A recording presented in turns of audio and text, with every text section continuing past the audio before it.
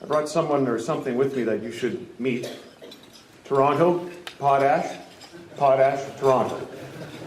Up until a few weeks ago, many of you probably never heard about, or at least knew much about, this amazing nutrient.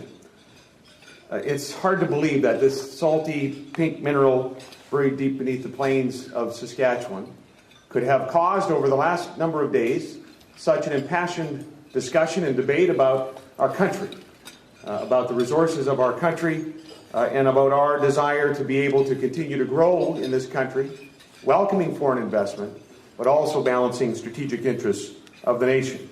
On the editorial pages across the country, I've seen our province compared to everything from a banana republic to a Canadian national champion. And I have seen myself compared to everyone from Hugo Chavez to Winston Churchill. I can assure you I am worthy of neither comparison. In the midst of all of this hyperbole, our government has worked hard to present a reasoned analysis of this foreign takeover bid. I'm pleased to share that analysis with you this afternoon.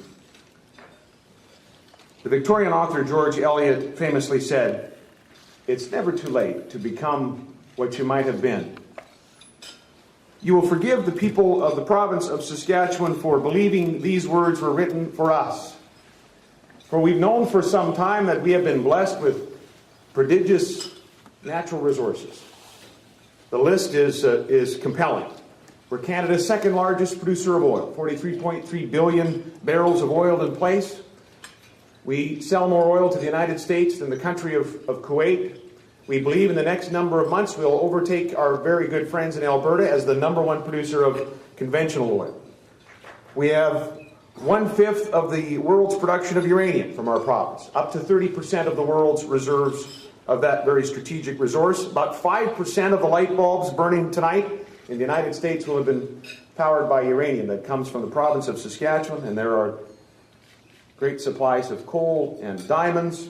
We have close to half of the arable acres in Canada located in our province, a third of Canada's agricultural biotech sector. We grow about 49% of the world's peas, 68% of the world's lentils, a third of the world's mustard, and half of the world's flaxseed. About 80% of Canada's durum wheat comes from the province of Saskatchewan. That's just a short list. This amazing inventory of resources and prolific agricultural production, combined with the entrepreneurial spirit that exists in Saskatchewan, especially today, and with an amazing workforce, and with a little bit of good luck, and hopefully combined with a growth agenda that's been implemented by the government of Saskatchewan, has created a new dynamic in Saskatchewan, has created what some call the new Saskatchewan. BHP's proposal alone to take over Potash Corp involves between 25 and 30% of the world's reserves of this strategic resource. And make no mistake, this is a strategic resource. Food production is going to have to increase by 70% over the next 40 years, according to the United Nations, as the world population grows from 7 to 9 billion. The volume, the amount of arable acres is decreasing, not increasing. And so this nutrient, so important, especially in China and especially in India, is crucial to the food security of the world. It is very much a strategic resource. And I would also argue this. I'm not aware of any other takeover in our country's history, or maybe in the world's history, that involves so much of one strategic resource being in one place, in this case a subnational, a province, here in the Dominion of Canada. So again, it's hard to see a net benefit to the country if we replace a company that has 9 out of 12 Canadian directors and 49% Canadian held and headquartered in Saskatoon with a company, a good company, but one that's headquartered in Melbourne and in London, will have maybe one director from Canada on their board of directors and a potash office in Saskatoon. It's hard to see the net benefit of that, and that's the measure that we're called to make of this deal. So, we've come to our decision. We have said to BHP Billiton that we welcome their investment in a new mine, and we welcome their interest in the province, but to them, to the country, and to the national government, we've said for these reasons, and using the measure the federal government uses, we must say respectfully no to this deal. and advocate that the federal government do the same thing.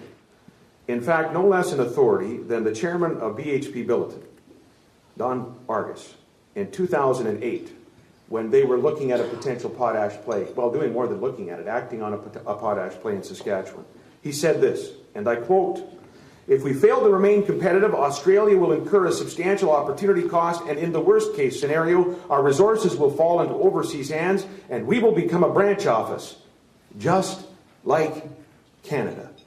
Close the quote. Mr. Argus went on in an interview with the Melbourne Herald-Sun in May of 2009 and said, quote, "Canada has forfeited its resource sector, much to the detriment of the country." Let me review the reasons why we believe this deal should be rejected. Number one, as we pointed out, we believe it fails, unequivocally fails, the net benefit test in terms of the Investment Canada review process. Number two, Canada can say no and still be a strong and open free trading economy, taking similar action to like-minded countries around the world who've looked at these deals in the same way. Number three, we believe this is a matter of provincial jurisdiction. And finally, I think there is an opportunity in all of this for us as a nation, for us to develop a powerful vision for our natural resources development into the future. I could tell you that a world that needs food security and energy security, and the world needs those things in the midterm and most assuredly in the long term. That world needs a strong and vital Canada. A Canada that sees its future, that has the long view, that understands that we are positioned by providence like no other nation on the earth to answer questions of energy security and food security. A country that understands that we need Canadian-led companies and Canadian-domiciled companies to help be national champions for that vision. There have been various forces pressuring this country over the years to deregulate the banking industry. Canada always said a respectful no. And we know how that has served us well through this economic downturn. We know how now that banking system is an example for the rest of the world.